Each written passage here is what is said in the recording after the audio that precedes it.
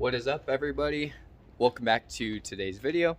Today we're going to be changing out spark plugs on a 1994 Lexus GS300. Let's go ahead and get right into it. Alright, so changing spark plugs out on a 2JZ motor. Here's what we're working with. So first thing we're going to do is go ahead and get everything taken apart. I already have all my tools. Here's what you're going to need. Get yourself a couple of wrenches, some extensions. I have a set of sockets. Quick, I wanted to add in a couple more tools you might need while you're doing this. This is after the fact, but I'm putting it in this clip right here. Make sure you have a full set of like screwdrivers, wrenches. It's a 5/8 spark plug socket. There's a lot of hoses that you need to get off, a lot of tight spaces. Make sure you have your arrangement of ratchets, all kinds of different extensions, and you know, that should help you out a whole lot. Spark plugs, if you end up going with a NGK, which is what I'm working with today, I would have went with a factory Denso plug, which is what's recommended, especially for someone that has, if you have a JDM version of the car, go with a Denso spark plug. But for me, I'm just fine using an NGK. Iridium, a little bit high resistance, but that's just fine.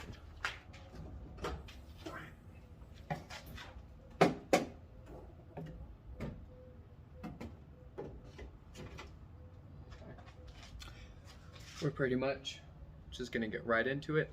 I'm gonna start pulling stuff off. Pretty sure you're gonna want to start with the intake manifold and unplugging sensors, so we're just gonna get right into it, guys. So we have pretty much disassembled everything to get to the spark plugs. I went ahead and pulled out the whole factory air box, pretty easy, just a few hose clamps. I disconnected all the different sensors on the intake, but I took all of the, the plenum bolts off, and that has had the intake kind of in play, but there's a lot of stuff that you have to take off to actually get that moved so you can get under it. I went ahead and disconnected all of the different throttle cables, which was easier for me than it was to try to pull the linkage off. It was just really tough trying to get that off. There's a bunch of different coolant lines. Well, that's like PCV, coolant lines, and a few other things that you have to get disconnected to move this. So I'm gonna try to, I think the last one I need to disconnect is right here underneath. And after that, the intake should be able to move. There's a really big pipe right back here. I can't seem to get it disconnected. It looks like it's also connected here to the intake, but there's a bolt underneath that I can't seem to get to. So we're just gonna try to pull it off to the best of our abilities. Alright guys, so we finally got the intake manifold throttle body off. And holy crap, I've never had this much trouble changing spark plugs. Whether it's due to inexperience, I've never worked on a 2JZ. I think it's mainly just that. It was just really difficult. I couldn't find really any videos to help me, but we have everything apart and I checked over everything. There's only one broken vacuum line, but everything on here is really crusty. So we're just gonna go ahead and start cleaning up and get these spark plugs out, get them replaced. I also have a set of plug wires, so we'll go ahead and get all of that done and yeah, go from there. Quick, I just want to show you a little bit closer how dirty it is in here, especially up in the throttle body intake, whatever. Everything is just really gunky. I want to clean out the ICV and really clean everything in here really well, but I'm just gonna do best I can for the moment, because holy crap, it took me way longer than I'd hoped just to get this thing off, and it's probably gonna take just as long to get it back on. But yeah, guys, real quick, so here's what we got. 3 out of the 6 spark plug wires like separated. So the cap of the wire is just gone. I'm really glad that I ended up buying new plug wires, but from what it looks like, the plugs are drenched in oil all around.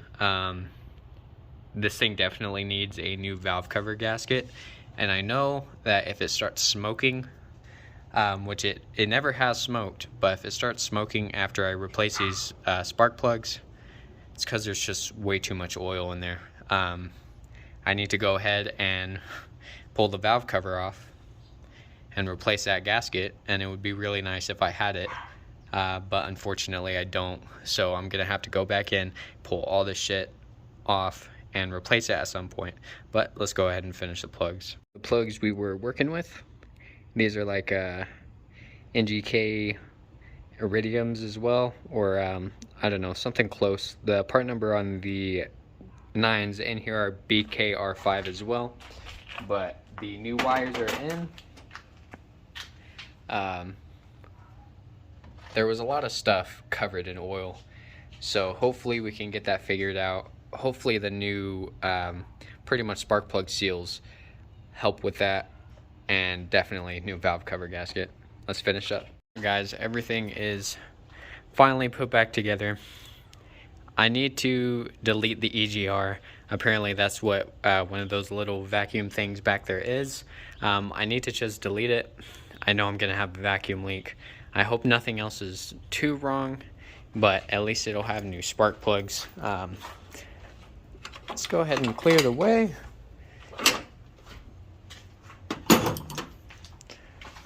Old wires. Yeah, let's just try to start it up. This thing does not have a check engine light. Not anymore. Boy.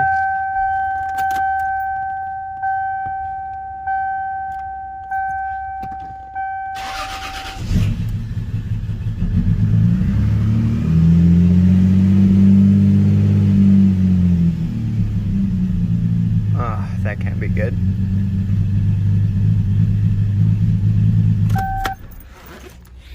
Alright guys, so after a quick intermission, a shower, and a look on the forums to figure out what I did wrong, the plugs and wires seemed to all be in the right spot. Didn't mess up there, but the vacuum leak is apparent. I am going to go ahead and delete the EGR. So that is how you change out spark plugs and wires on a GS300. You have to pull all that junk out. It's not fun, and if your car, if you haven't messed with it before, you're not familiar with it, or you're pretty sure nothing has been touched on it before, expect for things to break on you. I've never ran into anything like this. A lot of stuff broke on me. Of course, I had to tug on a lot of stuff too. But the next video you guys are going to see is how to do an EGR delete on one of these cars. It's literally just a little plate that you put on the end of the intake manifold and on the block, and that blocks off of the EGR. And I'll cap off of the vacuum, and we should be golden after that. But yeah, cannot believe something like that happened. I should have expected something, should have done a little bit more research and poked around a little bit to see what I would have had to take off. But you know, it happens. Thank you guys very much for watching. If you want to tune into the next video for the EGR delete, definitely do that. And if you have any advice for me, definitely leave some advice for me as well. Thank you guys so much for watching, and later.